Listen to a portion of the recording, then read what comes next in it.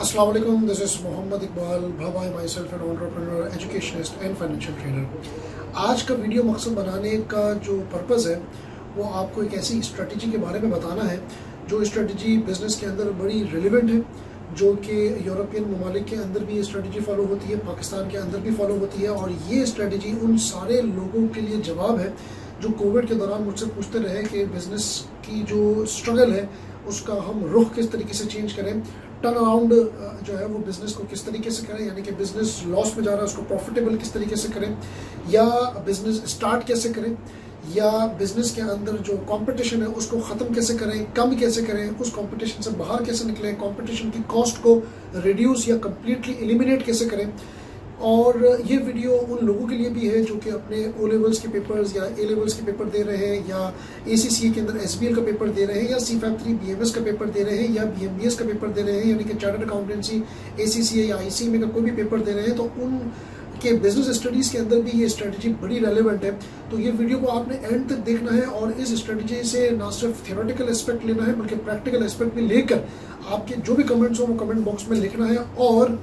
इस पर मजीद रिसर्च आपने करनी है तो आपको फिनोमिनल रिजल्ट मिल सकते हैं, ऐसे रिजल्ट भी मिल सकते हैं जो कि आपको शॉक भी कर सकते हैं कि क्या स्ट्रेटजी है सर जिसके बारे में आप इतनी बड़ी आपने तमीद बांधी, ये स्ट्रेटजी है क्या। देखिए, मैं आपको ज़रा सा पीछे ले जाता हूँ, पीछे से फिर हम आगे आते हैं।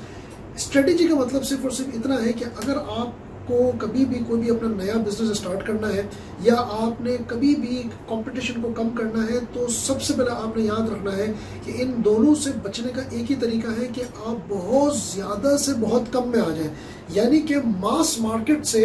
आप एक नैरो मार्केट पे आ जाएं, ब्रॉड मार्केट से फोकस मार्केट पे आ जाएं, या बहुत लार्ज मार्केट से स्मॉल सेगमेंट पे आ जाएं। यानी कि आपने बहुत बड़ी मार्केट को टारगेट नहीं करना बल्कि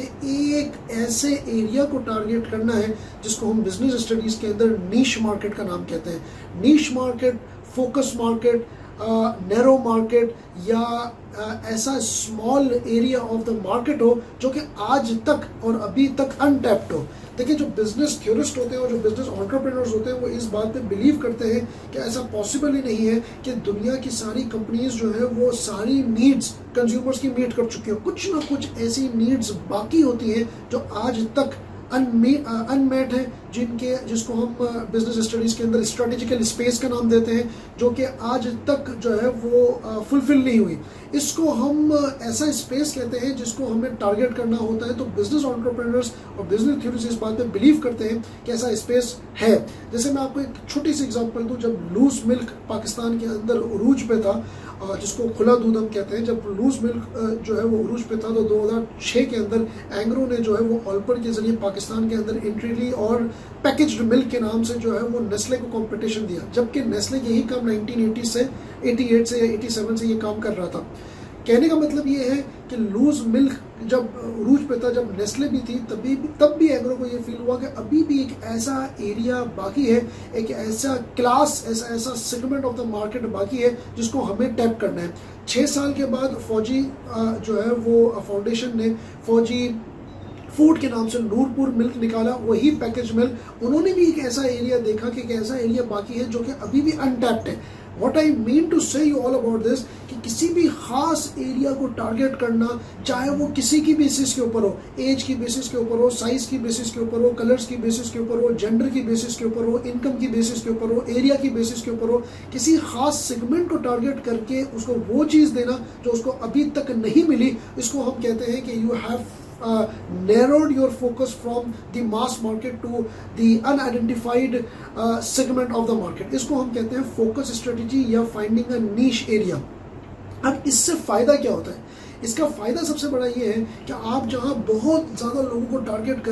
करके हर बंदे को आप अपनी प्रोडक्ट बेचने की या हर बंदे को जो आप खुश रखने की कोशिश कर रहे हैं, इससे आप एक छोटे से एरिया पर आ गए। अच्छा, इससे ये भी फ़ायदा होता है कि आप अपने लोगों को, चूँकि आपकी कस्टमर बेस कम हो जाता है, तो आप अपने लोगों को ना सिर्फ ज़्यादा बेहतर तरीके से जानते हैं बल्कि उनकी नीड्स को भी पूरा करते हैं और उनकी जो प्रॉब्लम्स होती हैं उनको भी आप करेक्टली आइडेंटिफाई कर सकते हैं। यानी आपका मिशन, विजन, ऑब्जेक्टिव, CSM, ये जितनी भी बिजनेस स्टडीज के तरीके हैं, KPIs, ये सारी की सारी बड़ी स्पेसिफिक हो जाती है और आपको पता होता है कि मुझे किन लोगों को टारगेट करना है। क्योंकि बिजनेस के अंदर अगर आप फ्लक्स की सिचुएशन में आ गए, फ्लक्स की सिचुएशन का मतलब कि अगर आप बिल्कुल इस तरीके से राउंड एंड राउंड घूमते रहे और आपका ऑब्जेक्टिव क्लियर नहीं हुआ कि मुझे किसको टारगेट करना है और क्या टारगेट करना है और क्या मुझे इनको बेचना है, तो अल्टीमेटली आप फ्लक्स का शिकार होंगे और फिर डिमाइस होगा, फिर बैंकरप्सी होगी और फिर एक्विजिशन हो जाएगी। तो याद रखिएगा, कभी भी आपका बिजनेस नीचे की तरफ जा रहा हो या आप अपने बिजनेस के अंदर कंपटीशन ज़्यादा फेस कर रहे हो या आप स्टार्टअप पे हो या आपको macro economics macro factors hit कर रहे हो, तो always remember to find the market which is still untapped. चाहे तरीका डिफरेंट कर दें, चाहे लोगों की जो है वो लोग डिफरेंट कर दें, एज वाइज टारगेट करना शुरू कर दें, इनकम वाइज टारगेट करना शुरू कर दें, लेकिन एक खास एरिया और एक खास मार्केट आपने ढूंढनी है। इसकी मैं आपको कुछ प्रैक्टिकल एग्जांपल देता हूँ। आप लोगों ने सागा हॉलीडेज का नाम अगर नहीं सुना तो इसको जरूर सर्च करिएगा इंटरनेट के ऊपर। सागा हॉलीडेज एक ऐसी जो है वो टूर ऑपरेटर है और एक ऐसी टूरिज्म कंपनी है जो कि जो वर्ल्ड क्लास जो क्रूज होते हैं या वर्ल्ड क्लास जो हॉलीडेज होते हैं उनके पैकेजेस सिर्फ उन लोगों को देती है जिनकी एज जो है वो 50 साल से ऊपर हो। यानी कि वो ये कहते हैं कि अगर आपकी एज 50 साल है और आपका अगर ट्रैवल कंपेनियन 40 साल का है तो हम उसी को देंगे। 50 से कम या ट्रैवल कंपेनियन 40 से अगर कम होगा तो वो उनको ना क्रूज पैकेजेस देंगे ना उनको हॉलीडे पैकेजेस देंगे। यानी कि बड़े क्लियर है कि हमारी जो कंपनी है वो उन लोगों को सर्व करेगी जो अपनी रिटायर्ड लाइफ जी रहे हो, उससे कम की तो हम बात ही नहीं करते। तो व्हाट आई मीन टू से यू, ये saga holidays completely falls under the category of the focus market और हम ये कहेंगे कि वो एक नीश मार्केट क्रिएट कर रहे हैं, एक खास तबके को टारगेट कर रहे हैं। इसी तरीके से मैं आपको दूसरी एग्जांपल दूं, रोलेक्स। जो रोलेक्स वॉचेस हैं वो आप देखिए कि एक खास एलीट को टारगेट कर रही है, एक खास एलीट को टारगेट कर रही है, इसके अलावा वो किसी को टारगेट नहीं कर रही। इसी तरीके से राडो जो वॉचेस है वो भी एक खास एलीट को टारगेट कर रही है, इसके अलावा लोअर इनकम उनका टारगेट है ही नहीं। इस तरीके से अगर आप ऑटोमोबाइल सेक्टर के अंदर आ जाएं तो एस्टन मार्टिन हो गई या आपकी जो है वो फोर्ड हो गई या इसके अलावा आपकी फरारी हो गई, खास हम सिर्फ फरारी स्पोर्टेज कार ही बनाएगी और ख़ास लोगों को टारगेट करेगी। यानी कि उन्होंने अपनी मार्केट बड़ी स्पेसिफिकली जो है ना वो सेगमेंट कर दी है और एज अ रिजल्ट होता ही है कि वो जो उनके नंबर ऑफ यूनिट्स हैं वो साल में बिकते कम है, लेकिन वो सबसे ज़्यादा प्रॉफिटेबल कंपनी इसलिए हो जाती है क्योंकि वो अपने कस्टमर को सही से जानती है, उनको शुरू से लेकर आखिर तक पता है हमें एक ही चीज़ में एक्सपर्टीज हासिल करनी है। इसी तरीके से इसकी बहुत सारी एग्जांपल और हो सकती है। पाकिस्तान में ऐसे बहुत सारे बैंक्स हैं जो सिर्फ एग्रीकल्चर सेक्टर को ही लोन देते हैं। आप ये समझें, एग्रीकल्चर सेक्टर को ही लोन देते हैं, ये भी निश मार्केट को टारगेट कर रहे हैं और फोकस स्ट्रेटेजी है, यानी कि खास तबके को टारगेट कर रहे हैं। हर बंदे को लोन नहीं देंगे, उसी को लोन देंगे जो कि एग्रीकल्चर सेक्टर से ताल्लुक रखता हो। इसी तरीके से बीच में कुछ ऐसे बैंक्स खुले थे जिन्होंने सिर्फ और सिर्फ स्टूडेंट को लोन देने हैं। आप इसमें और भी कैटेगराइजेशन जा सकती है कि भाई स्टूडेंट के अंदर भी यूनिवर्सिटी ग्रेजुएटेड को हमें जो है ना लोन देने हैं। आप इसमें और भी और भी थोड़ा सा फिल्टर आउट कर सकते हैं कि यूनिवर्सिटी ग्रेजुएट्स को देने, स्टूडेंट को देने जिनकी एज जो है वो अंडर 28 हो, या ये भी कह सकते हैं कि जो जॉब कर रहे हो, ये भी कह सकते हैं जिनकी अर्निंग पर मंथ जो है वो 50,000 हो। यानी कि आप मजीद फिल्टर आउट लगा के मजीद अपनी मार्केट को फिल्टर करके वहां तक पहुंचेंगे जहां पे आपको क्रीम मिलेगी। यानी कि जितना फिल्टर आउट करेंगे सेल का रेशो उतना बढ़ जाएगा और ये हमें रिसर्च बताती है। इसी तरीके से डिजाइनर क्लोथ्स आप देखें, बहुत सारे आपके यहाँ पे फैशन डिजाइनर क्लोथ्स इस तरह के हैं जो कि सिर्फ जो है वो फीमेल वियर्स के अंदर यानी कि वुमेन वियर्स के अंदर ही डील करते हैं, मेल वियर्स के अंदर नहीं करते। कुछ ऐसे हैं जो मेल वियर्स के अंदर करते हैं, कुछ ऐसे भी हैं जो मेल वियर्स के अंदर सिर्फ और सिर्फ फॉर एग्जाम्पल शेरवानी के अंदर डील करते हैं, बाकी और कोई भी चीज़ नहीं बनाते। कुछ ऐसे हैं जो फुटवेयर के अंदर सिर्फ डील करते हैं, वो किसी भी गारमेंट्स के अंदर नहीं है, सिर्फ और सिर्फ जो है वो फुटवेयर के अंदर डील करते हैं। तो ऐसी बहुत सारी, आप जितना इसको जो है ना वो करना चाहें आप उसको जा सकते हैं। इस स्ट्रेटेजी को हम ब्लू ओशन स्ट्रेटेजी भी कहते हैं, अभी एक नया नाम है ब्लू ओशन स्ट्रेटेजी। अगर आप इंटरनेट पे सर्च करेंगे तो यू विल फाइंड मल्टीपल जो है वो वेबसाइट्स आपको मिलेंगी जो ब्लू ओशन स्ट्रेटेजी के ऊपर बहुत सारी आपको बातें करेंगी। ब्लू ओशन स्ट्रेटेजी का मतलब कि अगर आप इसको देखें तो ब्लू ओशन बहुत वास्ट होता है, बहुत डीप होता है और ब्लू ओशन जो है वो as compare to the red ocean competitive ocean है। Red ocean is highly competitive in nature, जहाँ पे कट थ्रोट कॉम्पिटिशन होता है, जहाँ पे ब्लड एक दूसरे के ब्लड के लिए आप लोग जो है बिजनेस जो है वो पागल हुए होते हैं, वो ओशन रेड हो जाता है ब्लड से। तो रेड ओशन जो है ना वो एक कॉम्पिटिटिव स्ट्रेटेजी है और ब्लू ओशन स्ट्रेटेजी का मतलब ये होता है कि आपने आपने अपना एरिया, अपना ओशन अलग बना दिया जहाँ पे कोई कॉम्पिटिटर नहीं है। आप मास मार्केट को टारगेट नहीं कर रहे, आप उस मास मार्केट में से ऐसे एरिया को टारगेट कर रहे हैं जो अभी तक अनटैप्ड है, जो एक स्ट्रेटेजिकल स्पेस है, जो कि आपका कॉम्पिटिटर उसको ना देख पा रहा है ना समझ पा रहा है। तो ट्राई टू फाइंड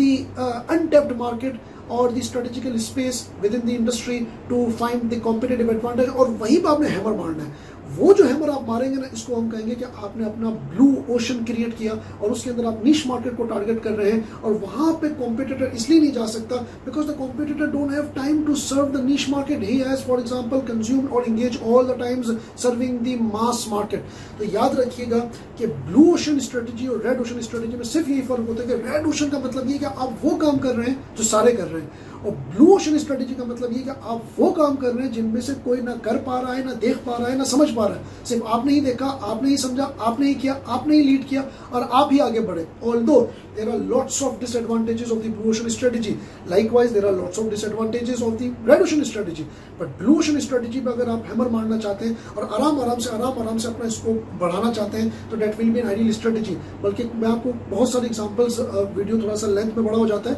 मैं आपको बहुत सारे एग्जांपल ऐसे दे सकता हूँ जो कि बिजनेस जो है वो मास मार्केट की तरफ मूव हुई, और जब उनको समझ में आया तो उन्होंने मास मार्केट को छोड़कर उन्होंने रिवर्स गेयर लगाया और अब वो नीश मार्केट पे जा रही हैं और जा चुकी हैं, और उन्होंने अपना ब्लू ओशन स्ट्रेटेजी जो है वो क्रिएट करी है। हमारे सामने सबसे बड़ी एग्जांपल 90s के ज़माने की IBM। अगर आप IBM को भी थोड़ा सा स्टडी करेंगे तो आपको लगेगा कि IBM पर्सनल कंप्यूटर की वो कंपनी थी जो कि सबसे ज़्यादा प्रॉफिटेबल रिपोर्ट करने वाली थी, और 90s के अंदर उसने हिला के रख दिया। और अब आप उसको देखेंगे कि उसने अपना एक ब्लू ओशन क्रिएट कर दिया और एक हाईली कॉम्पिटिटिव इंडस्ट्री से वो वहाँ पर आ गई है जहाँ पे उसकी छोटे से एरिया के अंदर उसकी मोनोपोली है, वही बादशाहत है और वही काम कर रही है। तो whatever business you are in right now, और for example you are recently got affected by the COVID-19, और you are thinking to start your own business, or you are facing a competition in your business, try to find the space which is still untapped. Try to, for example, satisfy your consumer by adopting the ways which is still not being adopted by your competitor, which is hidden in the industry, और इसको adopt करके, इसको strategy को adopt करके अपने customer को जानिए और उसको सर्व करें। मैं उम्मीद करता हूँ कि ये वीडियो आप ज़्यादा से ज़्यादा शेयर करेंगे। Thank you so much for watching this video.